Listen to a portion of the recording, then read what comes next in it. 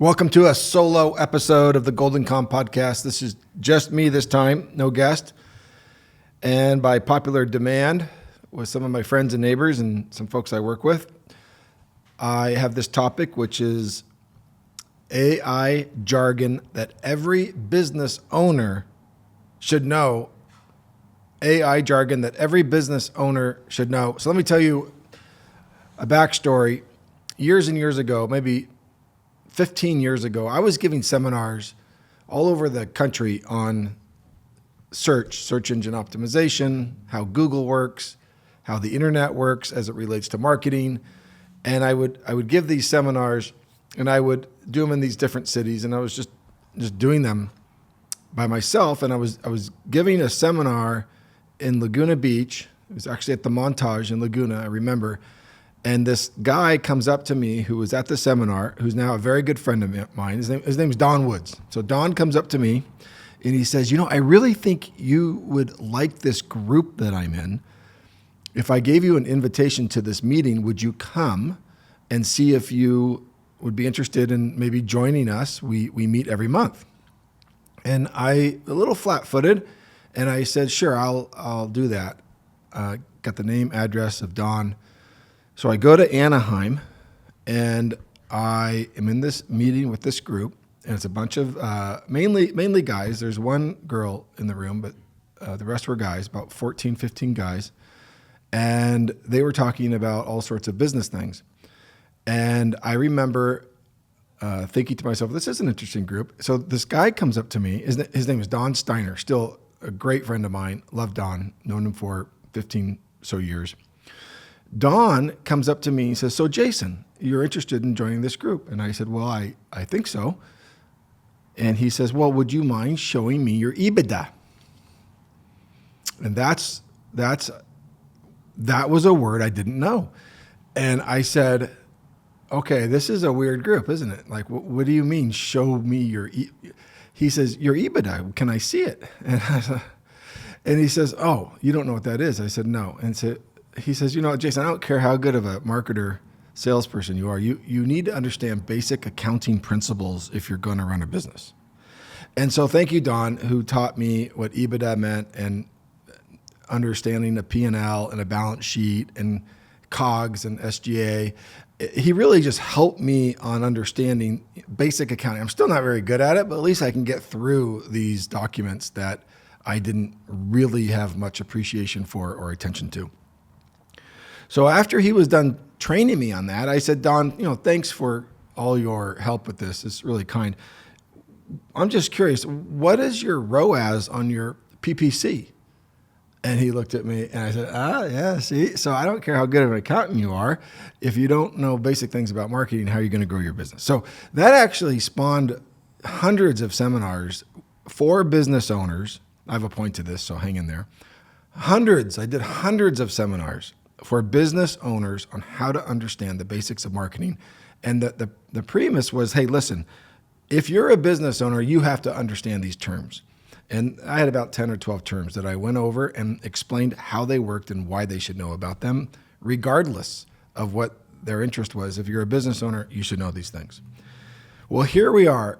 We're in 2025, and I'm feeling deja vu with business owners and AI.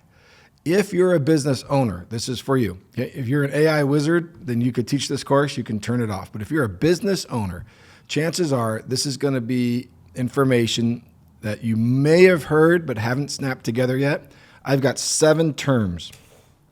7 terms. I'm going to go over. Every business owner, I am going to suggest know these terms and what these terms mean as it relates to AI and your business. And you should be able to have a context or story about each one so that you understand it. Not just knowledge, but you understand what these terms are. And if you haven't heard all these terms, you're going to hear them really quick. Because if you're like me, when you learn a new word, like I've never heard that word before, but then you hear the word like 6 times in the next 12 days. These terms are out there. You might be missing them. Maybe you know it all. And if that's the case, you can just keep listening for entertainment, or maybe you can audit. Maybe you can say, hey, that's not right, but I'm going to do the best I can.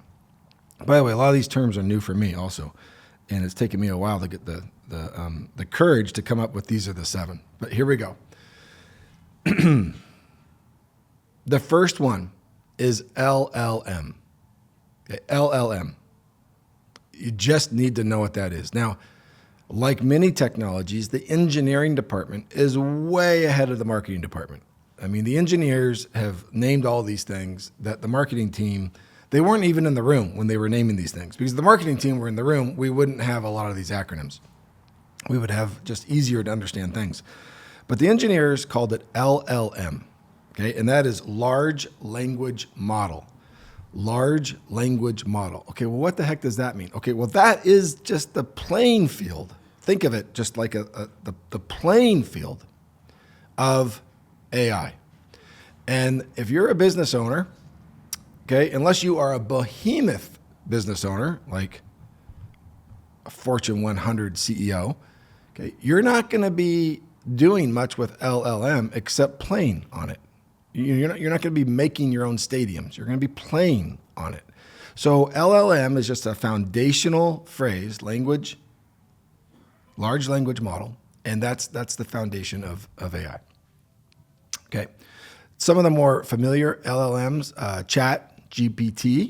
ChatGPT, Llama, which I think is Facebook. ChatGPT is OpenAI. Claude, Anthropic. These are just big players. Think of them as like wireless carriers. Verizon, AT&T, T-Mobile. Wow. You're not going to be a wireless carrier because to be a wireless carrier, you need to buy spectrum and to have infrastructure and billions of dollars to build out this network. But boy, do you need your wireless carrier. You use it all the time. You don't really need to know how it works. You don't need to know CDMA or GSM or TDMA, or you don't need to know like how the cellular system operates. You just need to know that you need to use it. And that's LLM. You actually do need to know as a business owner how to use it. Okay, but don't worry about it. Okay, the next one is one that you do most likely need to spot, and it's called a RAG. A RAG. R-A-G. Matter of fact, one day, a RAG will be in your future. A RAG is Retrieval-Augmented Generation. You'll use a RAG if you want your website to be smarter. RAG is great for websites that have lots of information. And I'll give you some case studies on how you might use a RAG. But basically, if you think of how you're using ChatGPT, by the way, a lot of people I talk to, they're still looking for like a real AI win. Like, how do I get a real one? Not using ChatGPT to help me with my cover letters, or I get some legal advice without calling my lawyer, or I got it. Everyone's using ChatGPT, and they're more efficient than they used to be because they're using this tool. But what is the win that we're getting with AI with, for instance, our website? What are we doing where we say we've got a real AI win? Well, that's a RAG. A RAG can go on your website, and you can think of it as your own customized ChatGPT almost. And I'll explain what that means. So it means Retrieval-Augmented Generation. You could be in the market for a RAG one day. Okay, the RAG is going to need what's called a vector database, a vector database. You certainly know what a database is, lots of data. So what's a vector database? Well, a vector database is important because now we're moving into AI where there's lots of mediums that get organized, not just your Excel spreadsheets or your list of terms, but we're talking about audio, video. We're talking about all sorts of information on the web, which you're used to seeing now come back at you with ChatGPT or whatever you're using. Okay, the vector databases that are out there, there's Pinecone, there's OpenSearch. Don't need to know too much about those. You're gonna, like you don't know what MySQL is or SQL. Maybe you've heard the names, you don't know how to use them. That's okay too. but you're going to need a vector database, because a vector database is going to be part of this equation of getting your RAG up and going, because of course you want to start leveraging these LLMs. Tracking? That's 3. LLM, RAG, and a vector database. Okay, what you're going to do to your RAG is you're going to do something called fine-tuning. You're going to fine-tuning your RAG. Now, fine-tuning, the way I like to explain this is a quantitative way of making your RAG better and more customized and applicable to you. Okay. Now, fine-tuning is a word that describes optimizing or teaching or tweaking. Okay. Listen to this, but not training. Okay. Training is a word that's reserved, and from what I can figure out, for the LLMs. You train an LLM.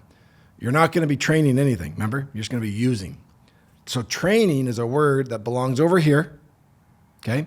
And the words that you are going to use with things that you can do, fine-tuning, you can teach it, optimize it, tweak it. That's fine-tuning. That's a quantitative way of making your data that's in your vector database better and more applicable for you. Again, I'm going to give you some examples, so hang in there. I'm just getting through the words. The next word, which is not fine-tuning, but it's like fine-tuning, is prompt engineering. Okay, I hope you're still with me. Prompt engineering is like fine-tuning, but prompt engineering is qualitative optimization, qualitative tweaking, qualitative teaching, not quantitative teaching. So fine-tuning, quantitative, okay, pretty actually more straightforward. Prompt engineering, a little bit more ambiguous, is qualitative. This is making your data more useful as it relates to personas or opinions or tone. Okay, we'll get into that just a little bit. Okay, so we've gotten to the next one. Only 2 more for you. The next word we're going to use is API. The word API has been around for a long time, way before AI. Application Programmer Interface. It's basically the way the developers tie all these systems together. So you're certainly going to need strong API, because there is no one source for all this. So you got an API that will go out and connect to a variety of systems and bring them in to your company, your website, your portal, so that an end user can get the most out of it and it can leverage the most resources to get the best results. So an API into your vector database, your RAG will need an API into an LLM. It'll need an API into your fine-tuning tools or your prompt engineering. So these are all systems. Then you might want an API into your CRM, because you might want to grab some client data out of that, or an API into this, that, or the other thing. So an API, it's the way you connect all these things. So API is a word that you probably know. If you don't, that's a good one to put into your vocabulary. Application programming interface. And the last one is another term or phrase or concept that's been around for a pretty long time. UI, UX, user interface, user experience. So, where does your end user digest all of this? Well, they're going to digest it through most likely your website or an app. That's the user interface and the user experience that they're going to use all of this beautiful data that's in your RAG, because a RAG is in your feature. All right. So, Jason, can you explain this to me in terms using examples? So I thought long and hard about this, and I've come up with the assumption that everybody listening to this has a basic understanding of church. So church is a place that people go. Lots of different types of churches, and these churches are a nonprofit business that are in the business of worship and faith and churches. Okay, so how does a church use these 7? Okay, well, first of all, a church will want to use an LLM for sure. They're going to want a playing field, an AI playing field. So there's no question. Okay, so now what should the church RAG be? What should the church RAG be? Well, I think a church RAG would be really good that somebody could go to church website and start asking questions about what that church, what their philosophies are, what they subscribe to, how they think about things. Because sometimes that's what people want to know when they go to a church or get answers, or what, if I go to that church, what are the doctrines and the teachings and how do you approach and what are your answers to the questions I have? Okay, that could be a RAG. Now, in order for this RAG to work, what's in our vector database?